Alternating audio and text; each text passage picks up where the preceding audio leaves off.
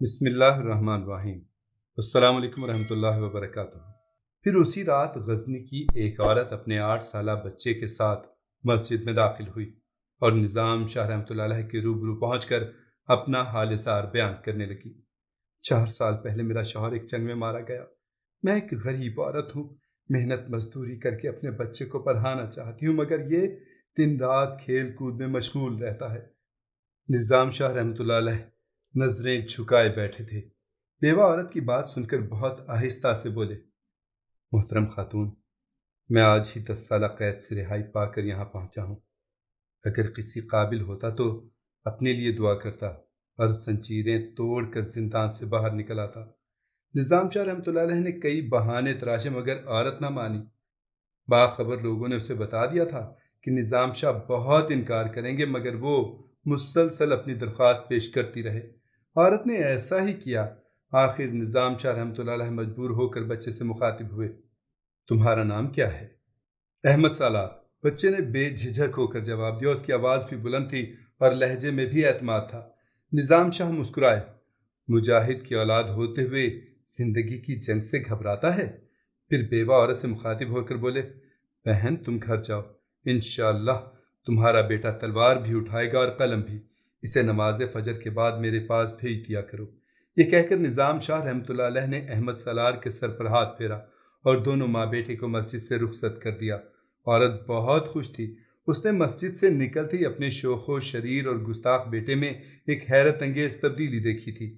ہر وقت باتیں کرنے والا سالار اچانک خاموش ہو گیا تھا اور انتہائی سنجیدہ نظر آنے لگا تھا۔ معزول شدہ امیر پری تگین کا کوئی حامی نہیں تھا، اس سے سبکتگین کو غزنی کا نظم و نسق سنبھالنے میں کوئی دشواری پیش نہیں آئی۔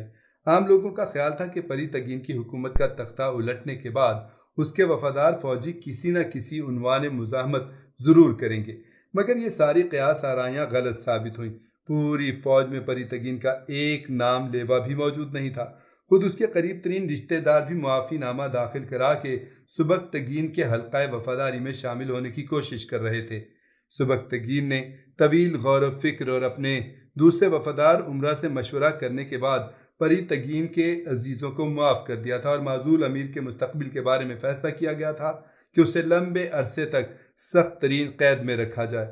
اس دوران اگر وہ خاموشی سے سر جھکا کر اپنی قسمت کا فیصلہ تسلیم کر لے تو اسے ایک سیاسی اسیر کی حیثیت سے زندگی کے باقی سانس لینے کا موقع فراہم کیا جائے، اور اگر پس دیوار زندہ رہ کر بھی موجودہ حکومت کے خلاف سازشیں کرتا ہے تو اسے سیاسی مجرم قرار دے کر علل اعلان قتل کر دیا جائے، یا پھر کسی خوفناک زہر کا سہارا لے کر اس کی زندگی کا چراغ بجھا دیا جائے۔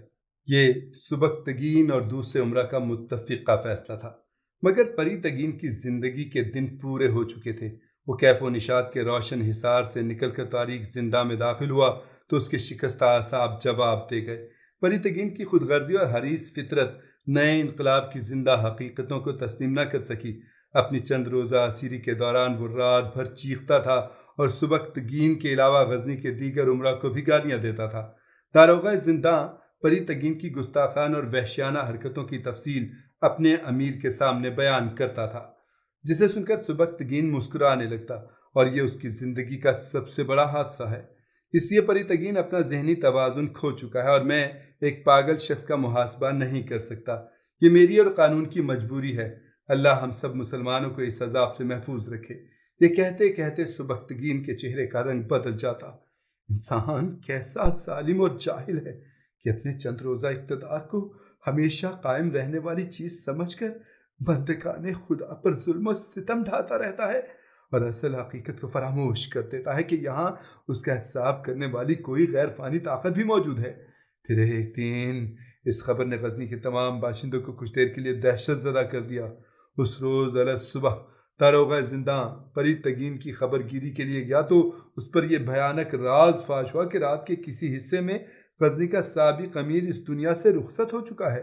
پری تگین کی موت بڑی تکلیف دہ اور عبرتناک موت تھی۔ داروغہ زنداں آہنی قفل کھول کر اندر داخل ہوا۔ اس نے دیکھا کہ پری تگین کی آنکھیں پھٹی ہوئی تھی، جسم اکڑا ہوا تھا اور منہ سے خون بہہ کر زنداں کے فرش پر جم گیا تھا۔ فوری طور پر سبکتگین کو اطلاع دی گئی۔ سبکتگین نے دوسرے امراء کی موجودگی میں شاہی طبیب کو طلب کر کے کہا، میں اس امر کی اصل تحقیق چاہتا ہوں کہ امیر پری تگین کی موت کس طرح واقع ہوئی۔ بظاہر تو ایسا لگتا ہے کہ امیر کو زہر دیا گیا ہے، مگر یہ زہر کس نے دیا اور کس کے حکم پر دیا؟ سبکتگین بہت زیادہ برہم نظر آ رہا تھا۔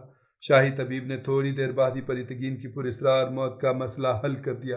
اس نے سابق امیر کے قریب پڑی ہوئی ایک انگوٹھی اٹھائی اور اسے سبکتگین کی طرف بڑھاتے ہوئے بولا، یہ ہے غزنی کے سابق فرما روا کی موت کا اصل سبب۔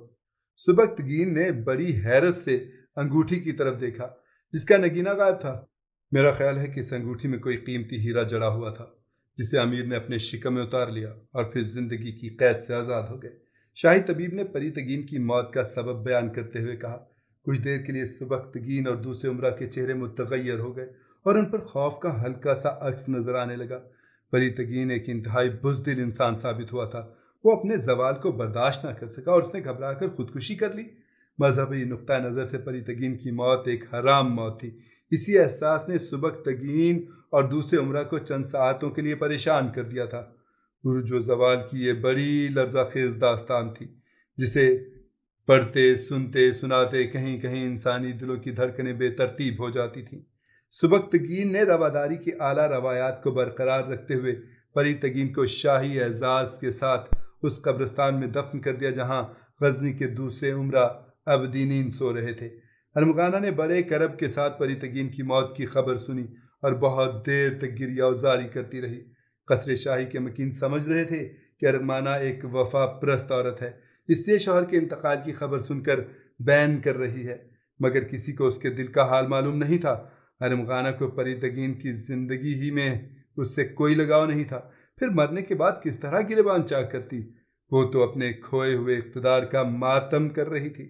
اسے پری تگین کی زندگی سے صرف اتنی دلچسپی تھی کہ شاید کبھی موسم سازگار ہو جائے اور پری تگین زنداں کے اندھیروں سے نکل کر سبکتگین کا تختہ الٹ دے، پھر وہ اقتدار جو اس سے روٹھ گیا ہے دوبارہ روشن دانوں سے گزر کر اس کے ویران کمرے میں اتر آئے۔ وہ بار بار آئینے میں اپنا چہرہ دیکھتی تھی اور دیوانوں کی طرح چیخنے لگتی تھی، میرا تاج سرنگار کہاں ہے؟ غزنی کی ملکہ عالیہ کا روشن اور جگمگاتا ہوا تاج۔ اسے کس سیاہ بخت کی نظر کھا گئی۔ سبکتگین، میں تجھے معاف نہیں کروں گی۔ تو نے میرے ریشم جیسے خوابوں کو ذلت و بربادی کے زہریلے کانٹوں پر کھینچا ہے۔ اے قاتل و سفاک بھیڑیے، اہرمن تجھ پر کسی بڑے درندے کو نازل کرے، پھر میں اپنی آنکھوں سے تیرے بیوی بچوں کی لاوارث لاشوں کو غزنی کے کتوں کی خوراک بنتے دیکھوں۔ ارمغانہ پر بہت دیر تک دیوانگی کی یہ کیفیت طاری رہی، پھر وہ اپنے آبائی مذہب کے مطابق اہرمن اہرمن کو آوازیں دینے لگی۔ اہرمن تو کہاں ہے؟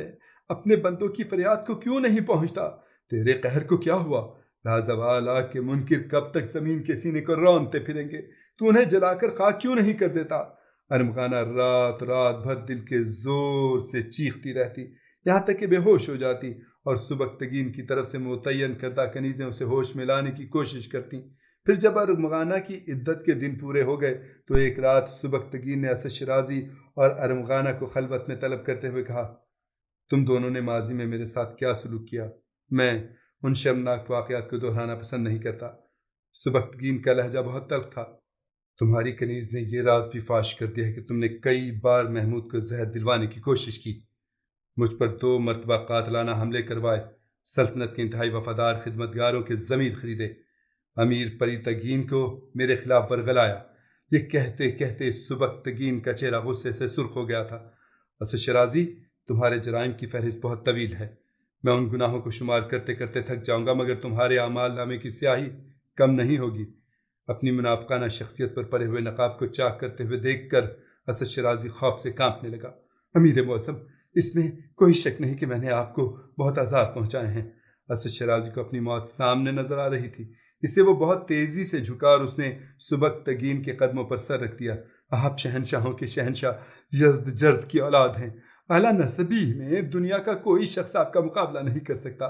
شیرازی نے بہت سختی سے سبکتگین کے دونوں پاؤں پکڑ لیے تھے اور بھکاریوں کے لہجے میں چیخ رہا تھا، رحم و کرم اور بخشش و عطا آپ کے خاندان عالی مرتبت کی خاص پہچان ہے امیر ذیشان۔ اگر میں آپ کے در سے ناکام لوٹ گیا تو اعلیٰ ظرفی کی یہ تاریخ نامکمل رہ جائے گی۔ اسد شیرازی کی منافقت و عیاری نے اپنا لباس پہن لیا تھا۔ سبکتگین پوری طاقت سے پیچھے ہٹا، یہاں تک کہ اسد شیرازی کے ہاتھوں سے اس کا پاؤں چھوٹ گیا۔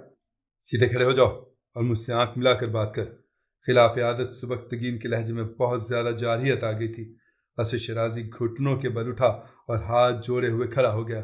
مجھے بخش دیجیے امیر عالی مقام، کے بخشش ہی آپ کا شیوا ہے اور معاف کر دینا ہی آپ کی عادت ہے۔ میں وعدہ کرتا ہوں کہ اپنا سارا سرمایہ آپ کی حکومت کے استحکام میں خرچ کر دوں گا اور اپنی باقی زندگی اس طرح بسر کروں گا کہ آپ کو میری وفا شعاری کا یقین آ جائے گا۔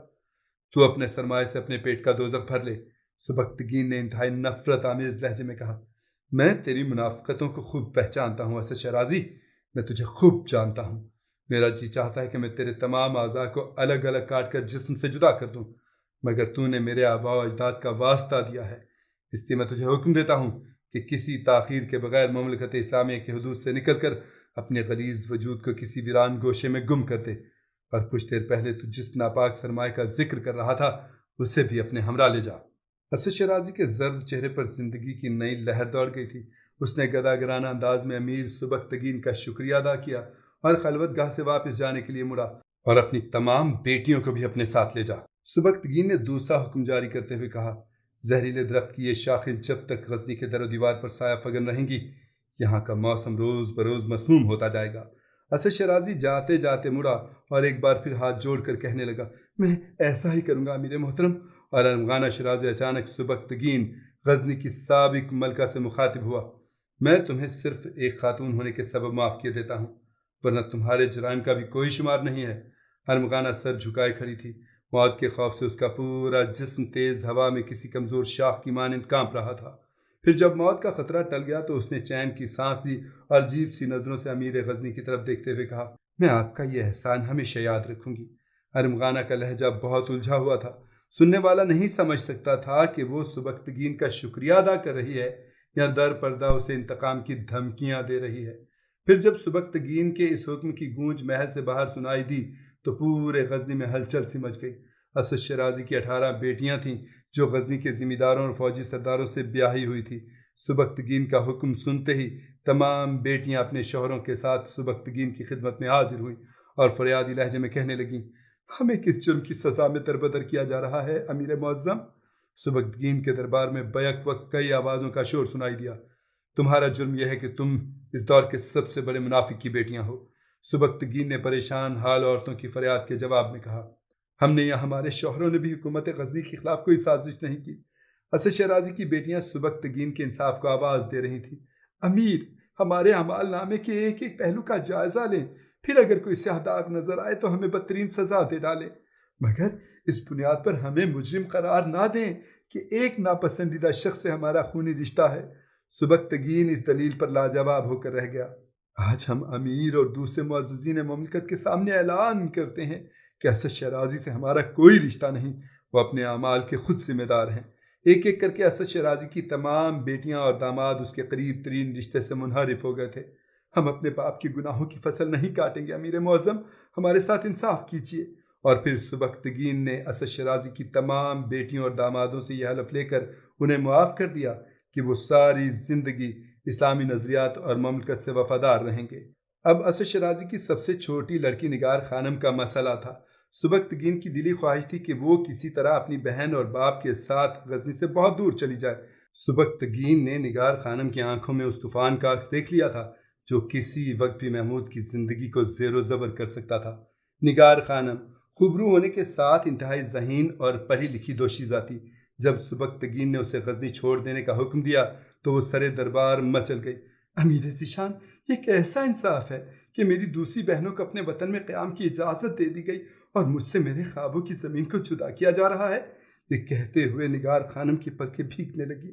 میں خاک غزنی میں اٹھی اور ایک دن خاک غزنی ہی میں گم ہو جاؤں گی، یہ میرا عہد ہے اور میں اپنے اس عہد پر آخری سانس تک قائم رہوں گی۔ امیر، آپ کو اپنے انصاف کا واسطہ میرے عہد کو شکستہ ہونے سے بچا لیجیے کہ آپ بہت با اختیار ہیں اور میں بہت کمزور ہوں۔ نگار خانم کی التجا سن کر سبکتگین اندر سے لرز گیا، مگر وہ جذبات کی رو میں بہنا نہیں چاہتا تھا، اس لیے انتہائی دل لہجے میں اس معصوم دوشیزہ سے مخاطب ہوا جو بہت دیر سے امیر غزنی کے انصاف کو پکار رہی تھی۔ تمہاری بہنوں کی ضمانت لینے والے ان کے شوہر موجود ہیں اور میں انہیں خوب پہچانتا ہوں، مگر تمہارا ضامن کہاں ہے؟ اسے پیش کرو۔ اگر وہ معتبر شخص تمہاری ذمہ داری قبول کرتا ہے تو میں تمہیں غزنی میں مستقل قیام کی اجازت دے دوں گا۔